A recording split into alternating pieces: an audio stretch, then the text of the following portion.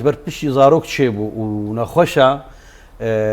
يعني قال لك كد جيرة دفي وقال لك تكلفة جيرة دفي نخوش يعني درمان بهايا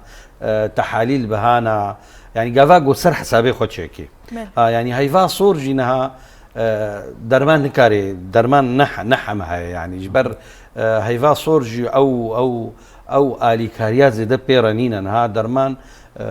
سيشار نوع درمان هنا جورا درمان هنا جورا تانية يعني درمان حمنينا جبر ولوجي يعني قرك أمبري خبدن إنه أمنهلن زاروكي 30 تشيبن بالأساس يعني زيادة ببن لفيدي يعني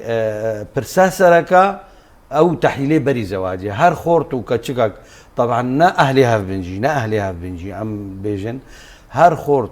هر كتشكك قافا بري بزوجن قرك التحليل كاير حلان خضاب شخورة تشيكن قافاق